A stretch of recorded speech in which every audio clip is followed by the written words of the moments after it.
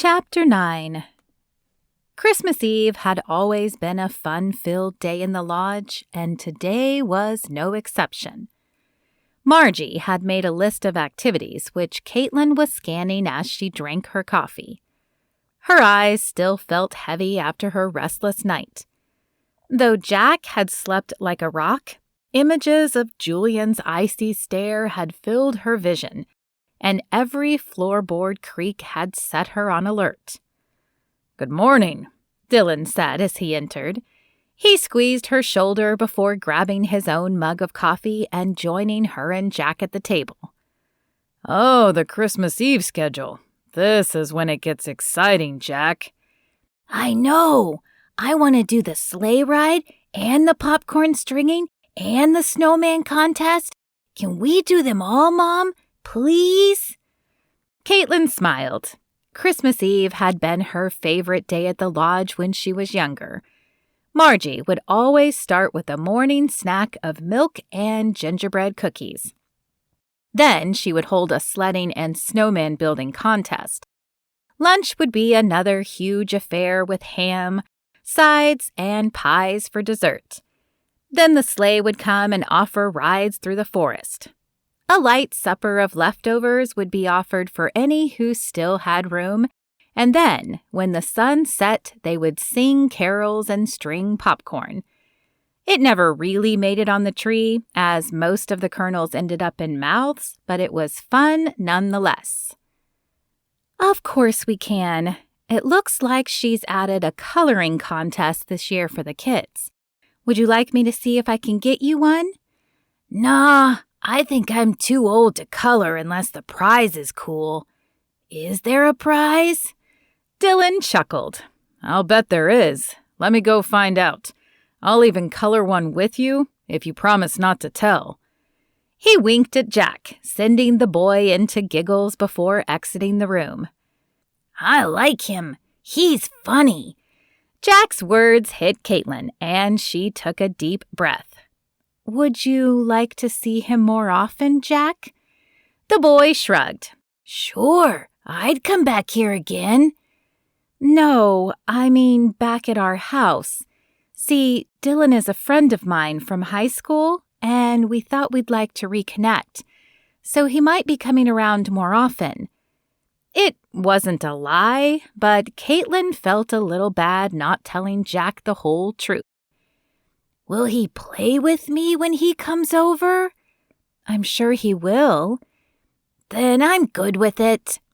As if the conversation were finished, Jack turned back to his Lucky Charms and continued scooping them into his mouth. Kaitlyn sighed. If only life were that simple. Dillon returned a moment later with 3 coloring sheets, crayons, and a wide grin. "I brought one for you because I knew you'd get jealous," he said to Kaitlyn. "You know me so well." In truth, she was pleased he had brought her a sheet. Coloring was an activity she enjoyed doing, but rarely took the time to engage in. "And I found out the prize is the golden stocking."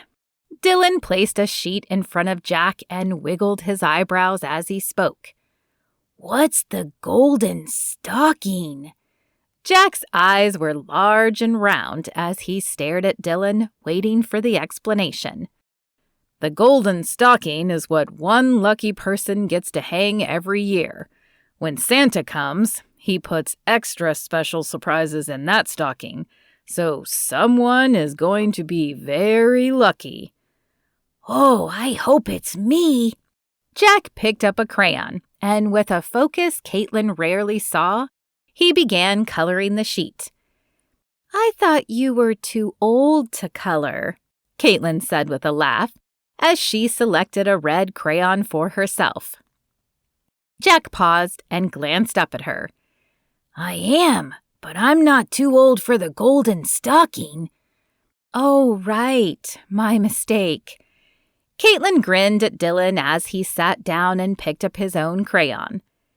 As the trio colored in silence, Kaitlyn couldn't help but enjoy the feeling of family. It had been a long time since she had spent a holiday with her father, and she and Jack had left Jerry after the first Christmas, so the last 4 had just been her and Jack.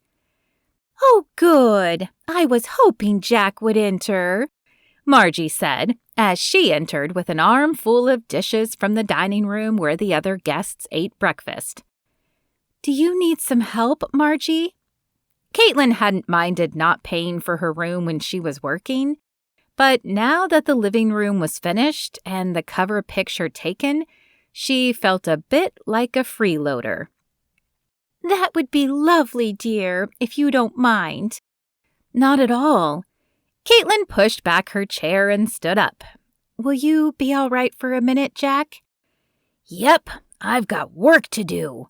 His nose was scrunched, and the tip of his tongue stuck out between his teeth as he tried his best to stay in the lines.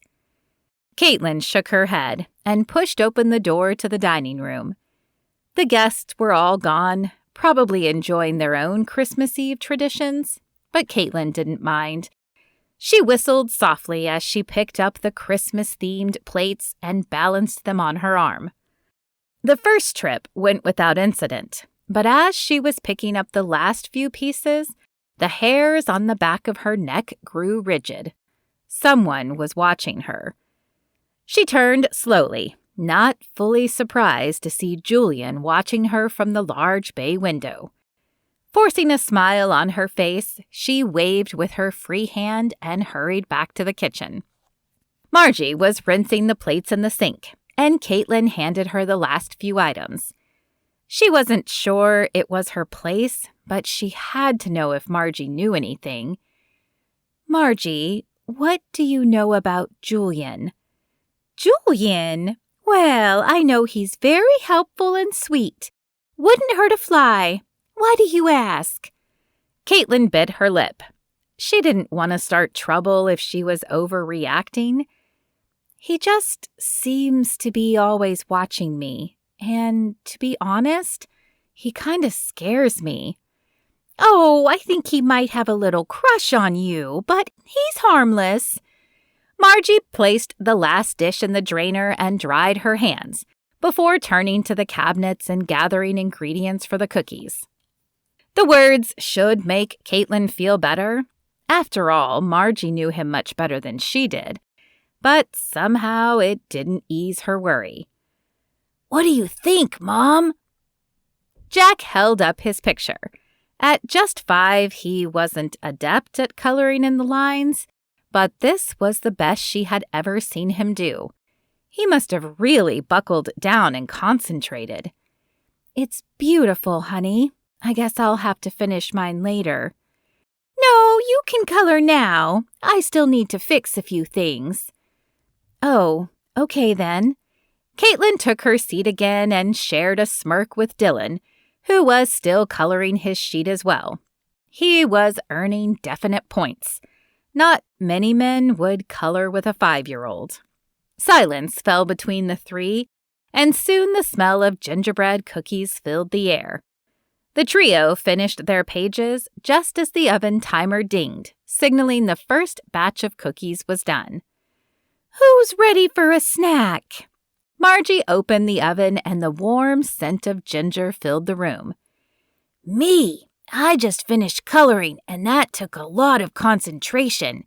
I think I might even need 2 cookies." Jack flashed his most charming smile.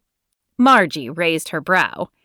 2 cookies, huh? You might have to clear that with your mother first."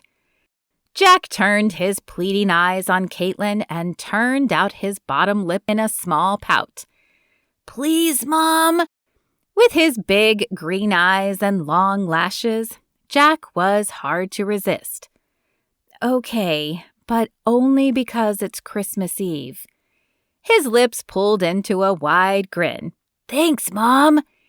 As Margie scooped the cookies off the baking sheet and onto a plate, Dillon grabbed the milk from the fridge and 4 cups from the cabinet. He filled each one and handed them out at the table.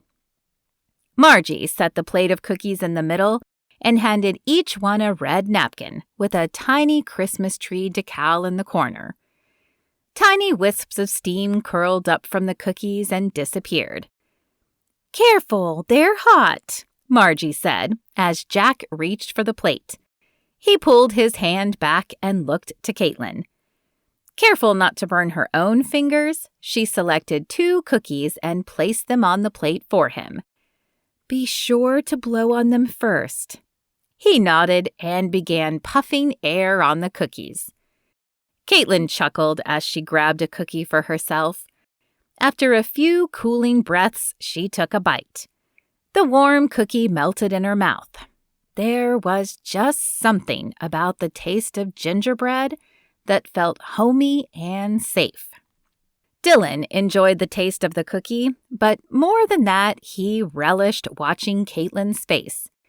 He wasn't even sure she knew she did it, but when she fancied the food she was eating, her eyes closed and a blissful look stole across her face. In high school, he had often teased her that she ate food seductively. Most people ate strawberries or ice cream in a seductive manner.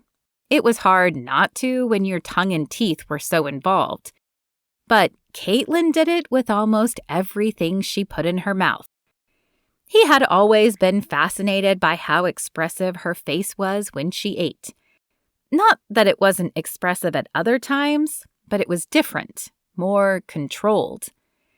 "All done, Mom. Is it time for the snowman building contest?" A sprinkling of sugar that dusted Jack's mouth sparkled in the light as he turned to Kaitlyn. I don't know. Margie? "Well, I have to serve the other guests their milk and cookies first, but you could get started. This contest isn't a timed one anyway. It's based more on creativity." "All right, let's do it." "Easy, Tiger. Let's get you bundled up first," Kaitlyn said. Her eyes raised to meet his. "Will you be joining us, Dillon?" "Of course. I wouldn't miss it for the world." 10 minutes later, they were bundled and stepping into the white wonderland. "Look, there's our old snowman." Jack pointed excitedly at a large lump of snow that still vaguely resembled a snowman. Fresh snow and a bit of wind had shifted the shape quite a bit. "You've done this already?" Kaitlyn shrugged. "We had some time a few days ago." A bit of awe filtered through Dillon as he registered the size of the mound. "It's taller than you are. How did you manage that?" Kaitlyn shuddered and rolled her eyes. "Julian. He appeared out of nowhere like usual and helped us. I know it might be easier to salvage, but I'd almost rather start fresh." "I can't say that I blame you. I know Mother says he's harmless, but something just seems off." She nodded and rubbed her arms. "Tell me about it. Hey, Jack, come on back. We can't use that guy. We have to start a new one." "Why?" Dillon jumped in to back Kaitlyn up. "Sorry, buddy. It's in the rules. The snowman has to be built on Christmas Eve to qualify." "Aw, nuts." Jackson kicked at some snow but made his way back toward them. "Thank you," Kaitlyn said. "We're a team, remember?" He winked at her, wishing he could hold her hand, but willing to wait until she felt comfortable showing affection in front of Jack. When Jack reached them, they began rolling the snow. Dillon was determined to make this snowman even bigger than the one Julian had helped with. It was petty, but he couldn't help feeling the need to be better. As they finished the first ball, other guests joined them in the backyard. Soon, the quiet stillness was broken with the sound of laughter, as some decided it was more fun to throw snow than mold it. "We might win this one, too," Jack stated, but there was a wistfulness in his voice as if he wished he was throwing snow as well. "Why don't you go join in?" Kaitlyn suggested. "Dillon and I can finish here." His eyes widened. "Really? Can I?" "Yes, go. Maybe we'll even join you when we're done." He didn't wait for any more affirmation. As fast as his little legs would carry him, Jack rushed over to the group throwing snow and began tossing his own bombs. "You sure you want to be alone with me?" Dillon asked, a teasing smile tugging at his lips. "It could be dangerous, as I've been thinking about kissing you all day." Me too. She glanced back at Jack. I'll talk with him tomorrow after we open gifts. I hinted at it today and he seemed fine, but I don't want to shock him. Dillon understood, but he was looking forward to tomorrow evening when he could touch her without worry. "Hey, let's do dinner the night after Christmas in town. It'll be like a second first date. Mom could watch Jack and we would have some alone time. I'll even let you pick the restaurant." Oh, how very thoughtful of you. Kaitlyn smacked him on the arm, but she was grinning. I'd like that. So would he. They shared a longing glance for a moment longer before turning their attention back to the snowman.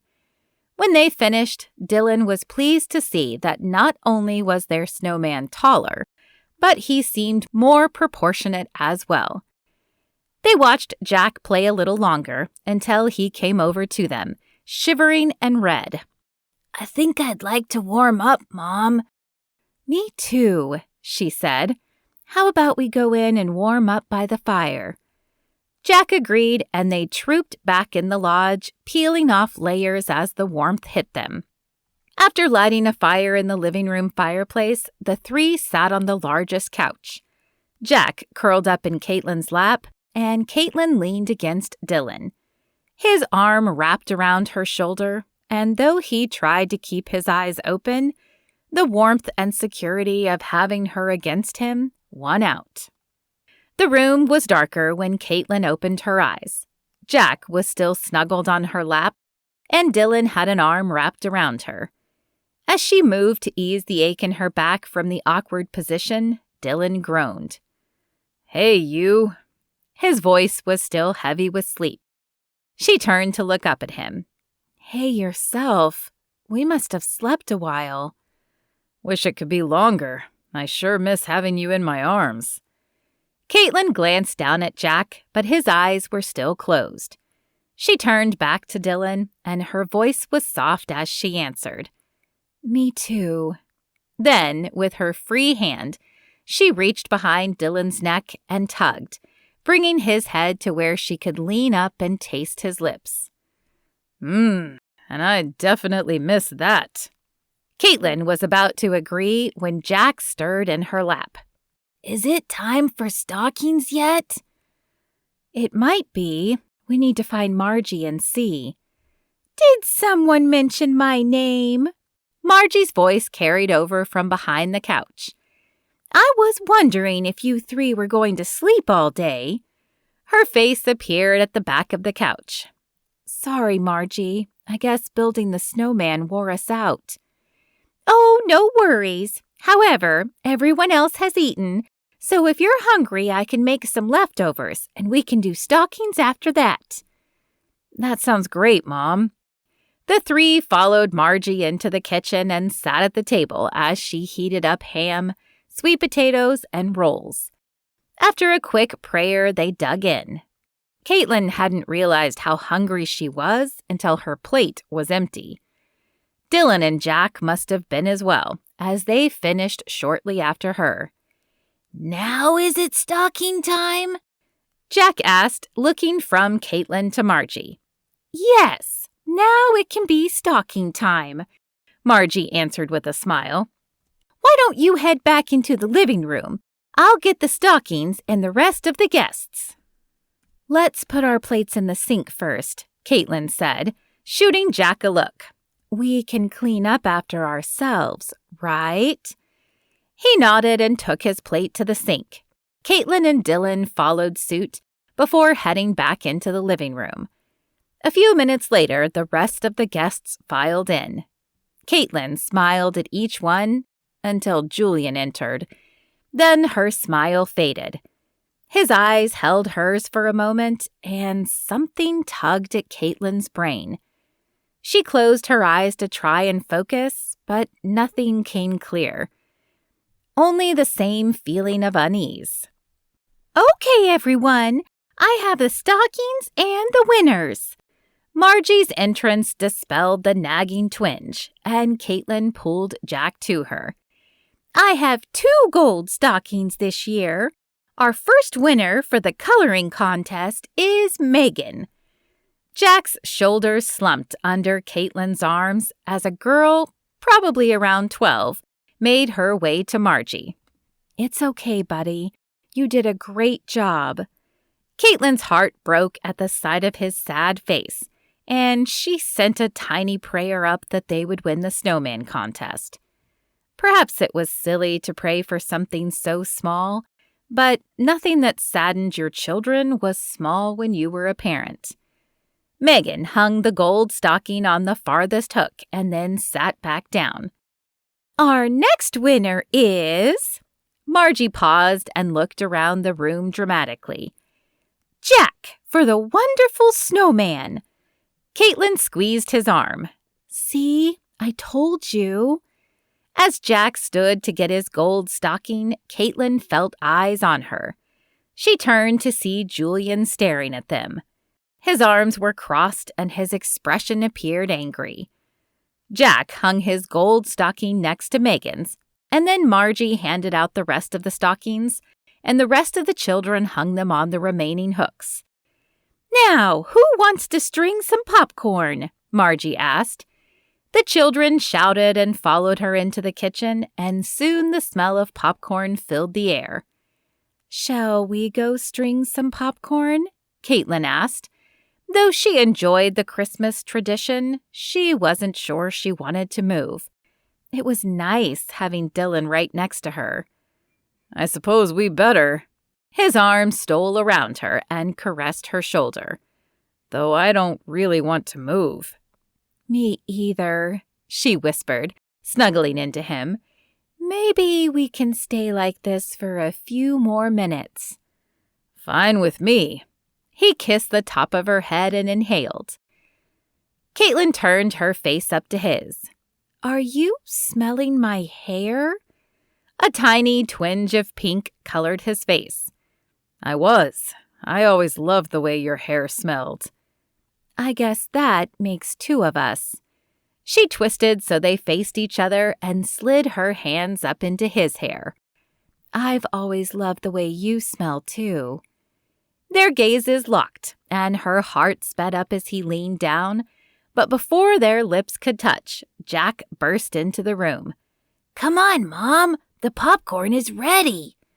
With a sigh, Kaitlyn whispered, To be continued, to Dillon, before turning to face Jack. All right, buddy. We're coming.